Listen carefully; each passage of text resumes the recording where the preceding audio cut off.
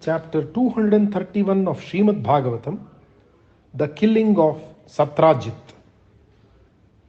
Om Namo Bhagavate Vasudevaya. Krishna had been following the fortunes of the Pandavas. He knew that they were very badly treated by the old king and his sons. But he was not prepared for the terrible news which reached them.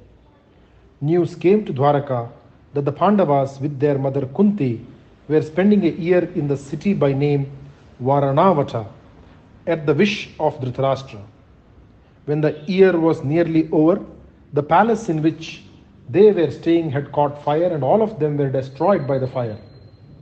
Their dead and charred bodies were found. People said that the palace had been built specially for the stay of the Pandavas. That Purochana, the architect, was the favored friend of the sons of Dhritarashtra, and he had used inflammable material like lac and wax for building the palace in Varanavata. Krishna and Balarama went to Hastina to offer their condolences to Bhishma and to Dhritarashtra, Vidura and the others. The blind king pretended to be unhappy and they had to look as though they believed him.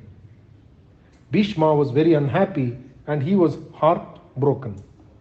So was Drona, whose favorite pupil was Arjuna, the Pandava.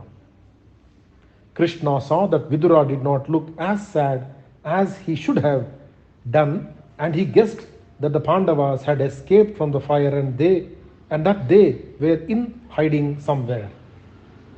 But then he was not supposed to know about it, and so the sad scene went on with Dhritarashtra shedding tears profusely and saying, "Oh my dear nephews, oh my dear Yudhishthira, how can I bear this grief?"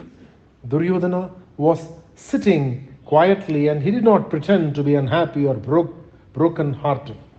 But his hatred for the Pandava was well known, and it would have looked odd, thought Krishna, if he did look sad. While Krishna and Balarama were in Hastina, a terrible intrigue was going on in Dwaraka. Kritavarma had not forgiven Satrajit for having given Satyabhama to Krishna. Satrajit had given him hopes that she would be given to him. Kritavarma, though not in words and now, in a sudden impulsive fit, he had given her away to Krishna. Another suitor to the hand of Satyabhama was Shatadhanva, another Yadava. Surprisingly enough, the one to back up Kritavarma was Akrura, who had once been a devotee of Krishna. Such is the power of wealth and avarice. The desire to possess the jewel blinded even this saintly man who had once seen Krishna and Balarama as the incarnations of the Lord Narayana and Adisesha. Sad indeed is the lure of gold which can dazzle even men like Akrura. Akrura, incidentally, was also an aspirant for the hand of Satyabhama. Kritavarma and Akrura approached Shatadhanva with a dastardly plan. They said, "Look, this Satrajit has deceived all of us. He had promised his daughter to one of us and then suddenly he gave her away to Krishna. It is but right that we should punish him. The time is ripe since Krishna and Rama are away in Hastina. Why should we not kill him and make him join his brother Prasanajit?" The sinful-minded Shatadhanva, who could easily be led into evil paths, agreed readily. During the night when Satrajit was sleeping, Shatadhanva killed him and, grabbing the jewel, ran away from there like a thief. The women in the house found Satrajit killed, and there was a wail of woe which rose to the heavens. Satyabhama was extremely fond of her father, and she was inconsolable. She insisted on the body of her father being preserved in oil and went all the way to Hastina to tell Krishna about it. Krishna was horrified at the terrible deed that had been done by the jealous men in Dwaraka. He pacified Satyabhama as best as he could. He said that he would avenge the death of her father, and he rushed back to Dwaraka with intention of killing Shatadhanva. Om Namo Bhagavate Vasudevaya. Shri Krishna Arpanamastu.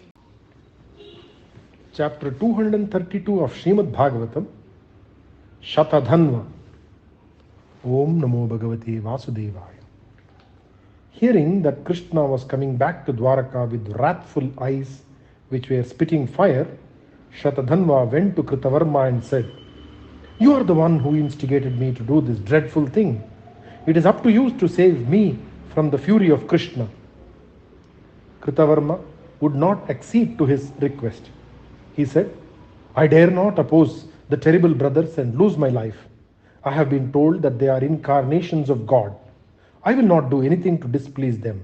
They are powerful." Kamsa lost his life at the hands of Krishna, who was yet a young boy. And have you not heard how the brothers defeated Jarasandha by destroying his army again and again? I can do nothing to help you.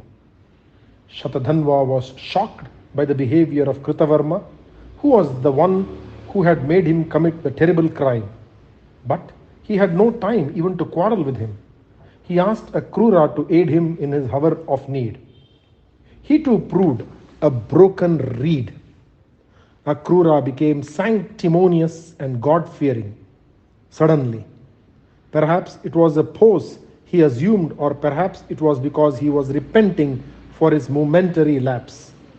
Shatadhanva could not make out what made him talk like he did.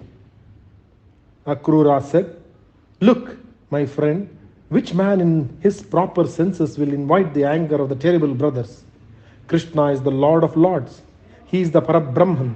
He is the creator, the preserver, and the destroyer of this universe. I know who he is, and I now salute him." Akrura closed his eyes, and it seemed as though he were lost in meditation.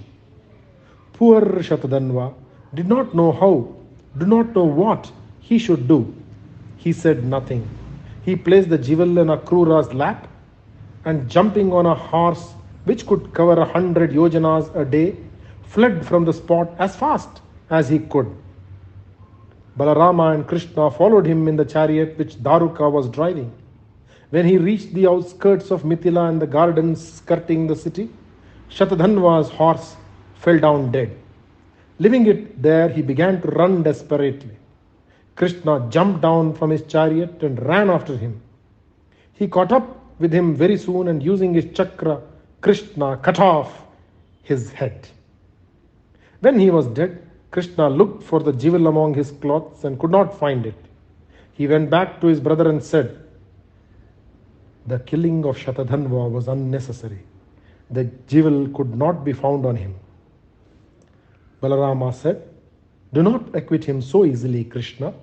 We know that he killed Satrajit and the culprit has been punished. You did no wrong, and as the killing of Bhama's father was for the sake of the jewel Simantaka, I am sure the sinner has left it in someone's charge in the city. Go back to Dwaraka and look for it there. As for me, now that we have come this far, I would like to see my friend the king of Videha and then return to Dwaraka." Balarama entered Videha and proceeded towards the king's palace. Krishna hurried back to the city and went straight to Satyabhama. He told her that he had killed Shatadhanva and had thus avenged the killing of her father. But the jewel could not be found. Satrajit had no sons, and so Krishna took care of the final rites for the dead man. After all the ceremonies were over, Krishna began making inquiries about the missing jewel. He found out that Kritavarma and Akrura, the instigators of the crime, had run away from Dwaraka. In course of time, the story of Satrajit and the ill-fated gem Simantaka, which brought nothing but misfortune to the one who possessed it, became an old story.